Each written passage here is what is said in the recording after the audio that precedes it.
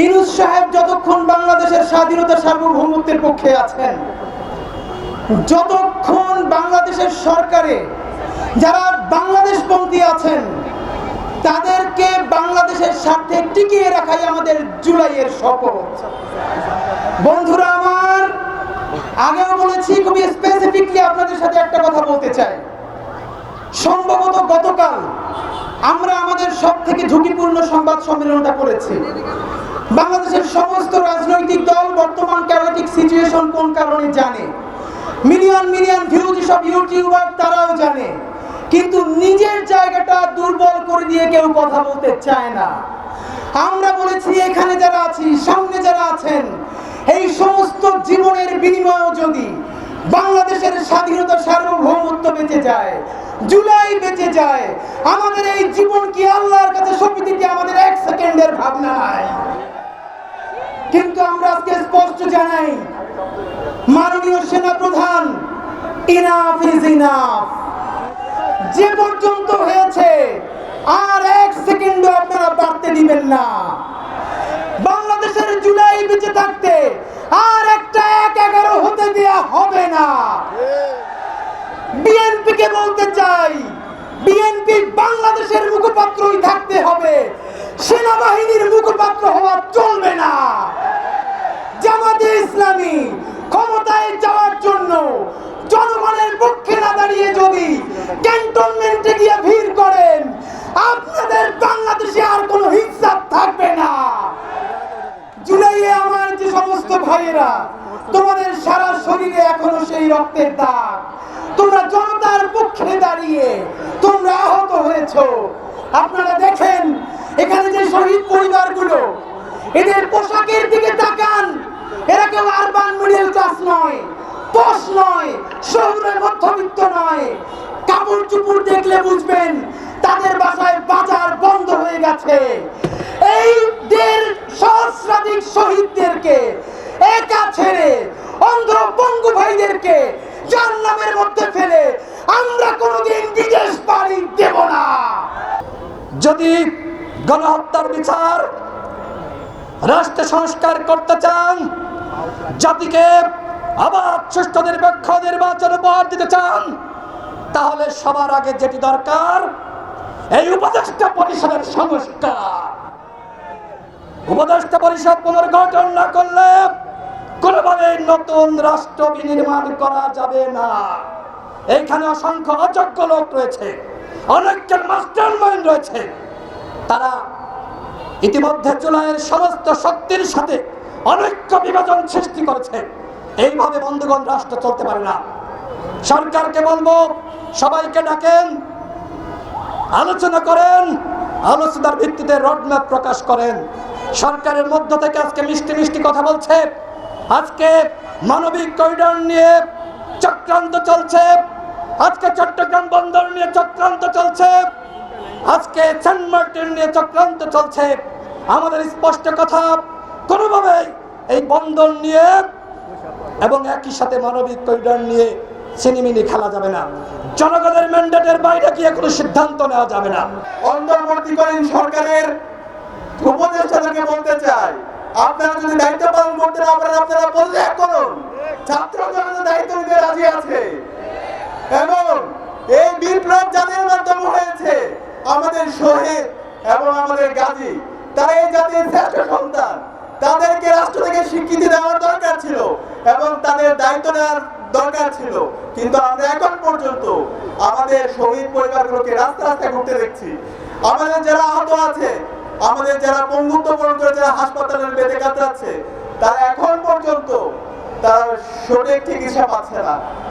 আর্থিক সংকটে তাদের কাটাতে হচ্ছে। এর চাইতে লজ্জার আর কিছু হতে পারে না।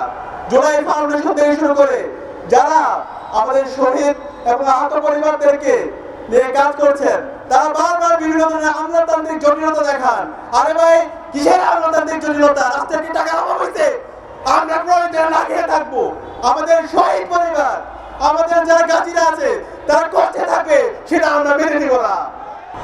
এই জুলাই কোন অভ্যুত্থান হয়েছে, পুরো দেশবাসীর অভ্যুত্থান। এই জুলাই কোন অভ্যুত্থান হয়েছে, ইসলামপন্থীদের অভ্যুত্থান। অভ্যুত্থানে কওমি মাদ্রাসার শিক্ষার্থীদের যেমন অবদান ছিল, যেমন স্কুল কলেজের অবদান ছিল, আলেম সমাজের অবদান ছিল, বাংলাদেশের প্রত্যেকটা মানুষের অবদান ছিল। আমরা বলতে চাই মাস্টার মাইন্ড নয়, যখন 5 আগস্ট যখন সারা বাংলাদেশে বিজয় উদযাপন করছে, আমরা যাত্রাবাড়িতে বুলেটের মুখে দাঁড়িয়ে আছি। সেইখান থেকে আমাদের ঘোষণা আসছিল, আমরা আমরণ বাংলাদেশের স্বাধীনতা সার্বভৌমত্ব রক্ষার্থে আমরণ লড়াই করব, সংগ্রাম করব।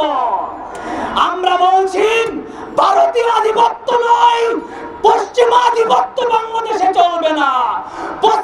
পশ্চিমাসী প্রেসক্রিপশনে বাংলাদেশের কোন রাজনীতি চলবে না।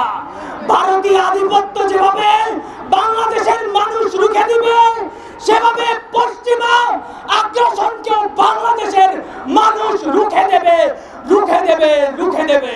আমরা স্পষ্ট করে বলতে চাই, রাষ্ট্রকে গত 15 বছর ধরে ভারতীয় আধিপত্যবাদ এই রাষ্ট্রের প্রত্যেকটি সেক্টরে যেভাবে জেগে বসেছে, সেই প্রত্যেকটি সেক্টর থেকে ভারতীয় আধিপত্যবাদকে উৎখাত করতে হবে। সরকারের উদ্যোগে জুলাই গণঅভ্যুত্থানের বিচারের সম্পূর্ণ করতে হবে। এখনো শহীদ পরিবার এবং আহতদের সুচিকিৎসা কিন্তু হয়নি। আমরা স্পষ্ট করে জানিয়ে দিতে চাই, আপনারা শহীদ পরিবারের কাছে গিয়ে জিজ্ঞেস করবেন যে নির্বাচন আগে না সংস্কার আগে। শহীদ পরিবারের কাছে গিয়ে জিজ্ঞেস করবেন ৭১ বলো নাকি ২৪ বলো।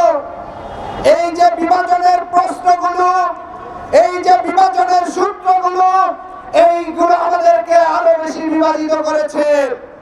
আমাদের শহীদ পরিবাররা এখনো নিরাপত্তাহীনতায় আছে, আহতদের সুচিকিৎসা হয়নি, অথচ রাষ্ট্রের স্বরাষ্ট্র মন্ত্রণালয়, স্বাস্থ্য মন্ত্রণালয় মন্ত্রী প্রতিমন্ত্রীর পদমর্যাদায় দুইজন দায়িত্ব পালন করছেন।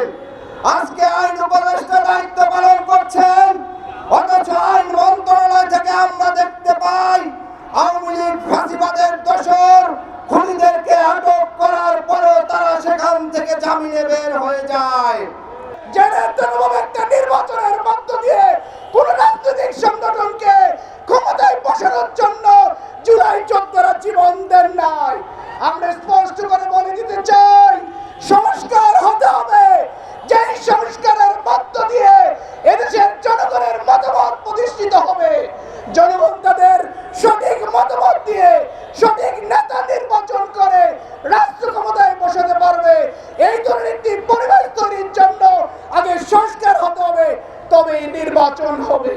আমরা স্পষ্ট করে বলে দিতে চাই, আজকে ৮ মাস অতিবাহিত হয়েছে, সেই শহীদদের, জুলাই গণঅভ্যুত্থানের শহীদদের বিচার এখন, সেই শহীদদের খুনিদের বিচার এখন পর্যন্ত আমরা দৃশ্যমান দেখতে পাই নাই।